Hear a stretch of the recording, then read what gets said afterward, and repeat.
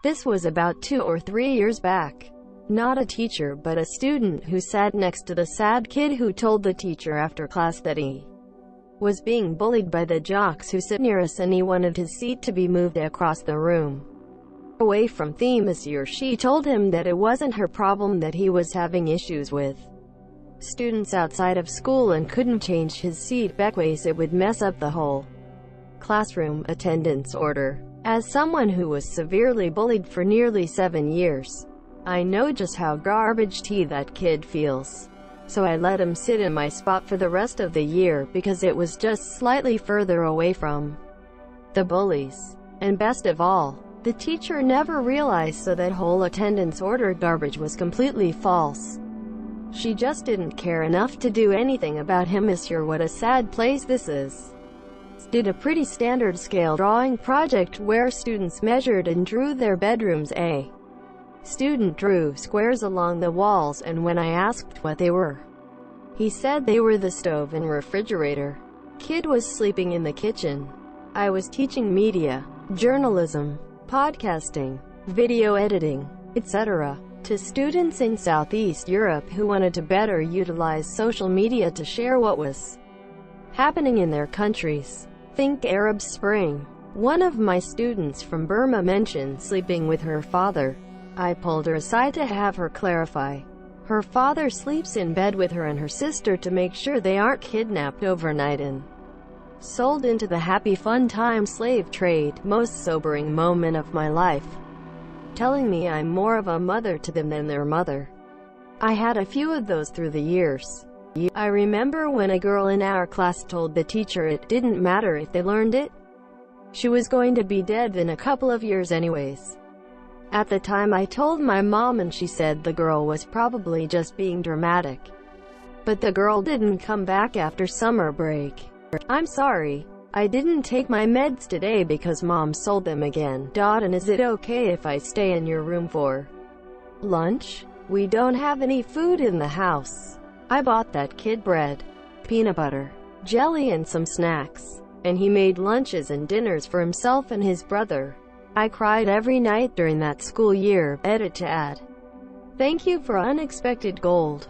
For context, I teach English as a second language in HK for secondary students at a pretty weak school. At this point, I'd only been teaching for maybe 5 weeks. I was teaching the Form 1s.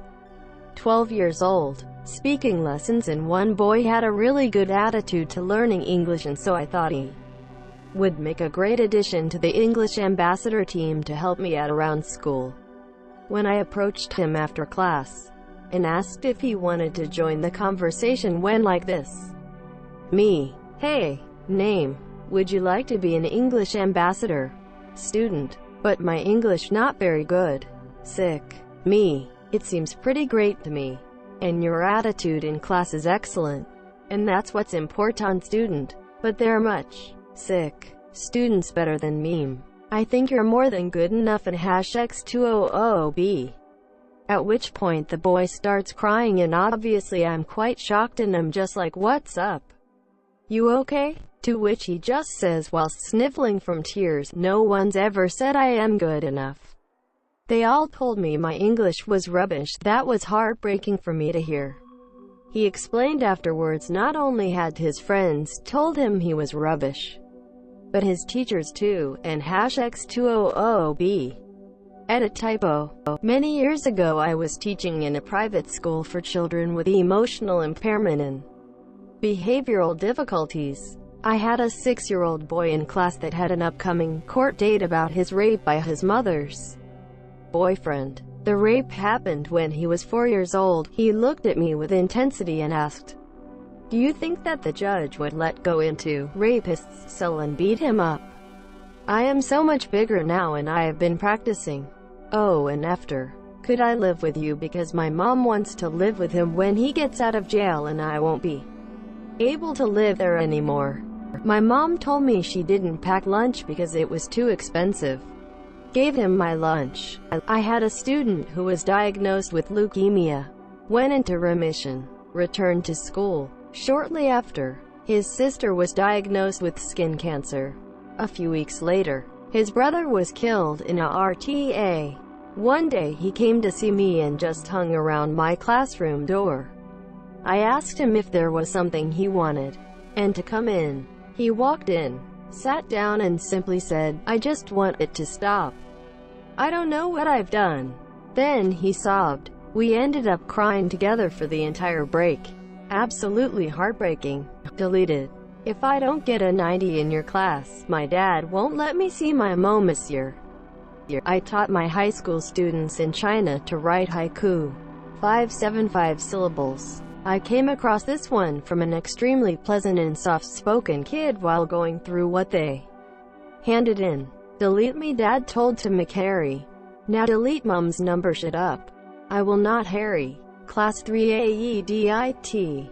Thank you extremely intelligent humans for pointing out the second line is 8 syllables. I am fully aware. This is what he wrote and came from his here and mind, and that's what makes it special. Many of the haiku I got back that were full of mistakes were the most powerful, clever, hilarious. Also, you'd be surprised how hard it is to learn how to break down syllables coming from Chinese. Especially, it might help to know that each character in Chinese essentially boils down to one syllable when pronounced. But the way kids learn at a young age to form the sounds breaks them down into either 2 or 3 parts that string together in different ways. 2. In Chinese poetry, since each character is one sound and takes up an equal amount of space and rhythm, just the concept of words of different lengths having all sorts of variety and number of syllables throws them off from the start. 3. Harry had literally learned what a syllable was like 3 days before he wrote this. I was assisting another class of first graders, and when they were dismissed, one of the boys was slightly panicked and sticking to the wall. When I talked to him to figure out why, he informed me that his older brother had come to pick him up and that he was terrified. I called over the other teacher and we found out that his brother was physically abusive when they were alone together. Of course, in light of this information, we couldn't allow him to leave with his brother, so we called the mother and waited until she could pick him up. I informed the mother of what her son had told us, and that was it. But I'll never forget how scared that little boy was. My sister had a kid in kindergarten have a big breakdown seeing all the food getting thrown away after lunch on the first day. He had a bunch of siblings at home, and they were all hungry. It's the first time my sister cried at work. CPS was called and stuff happened. I have 2 from the same open university in an economically depressed area at point 1. With tears. Can I please turn in my paper next week instead of next class because my brother just got convicted and they are asking for the death penalty? Poor kid. That's a hell of a lot to handle at 18.2. This was an essay on the topic of why are you here? The student, an older woman in a freshman comp class, wrote that she'd had her kids at a young age, and now that they were grown, she wanted to show them that she could still make something of herself. And even though her husband told her that he would leave her if she went to college, she came anyway. Thank God it was a diagnostic essay, because how the hell would you grade that? I just wanted to cheer and hug her. I was only sort of a teacher for 1 year. I worked at one of the national laboratories in the Bay Area, and as outreach we gave 2 science lessons each to all the schools in Oakland and Berkeley. On lesson 2 in one of the Oakland schools, from a 10-year-old girl who was clearly having trouble paying attention. Sorry I wasn't here last time. My dad got shot. As a community college peer tutor, I've heard too many kids and adults tell me about their depression, anxiety, addiction, and bullying. For some reason, one kid stuck with me. He told me about his autism and his love for writing movie scripts. He said, "I know they're not very good, so my dad always reads them and helps edit them." It was sad hearing him beat himself up about something he loved, but nice to hear that his dad always takes the time to go through long scripts with him often. But when I taught elementary school, I had a kindergarten kid that was always at the school. He'd show up super early and leave super late. He was in a before and after school program called MELC. They give the kids whose parents work breakfast and dinner. It was right before April break and I can't remember why, but I mentioned we were going to be off of school for a week. He started crying and said, "But miss, how am I going to eat if I am not here?" I almost cried with him. Mister, his parents work all day long.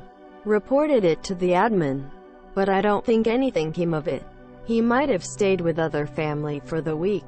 He seemed fine when we came back.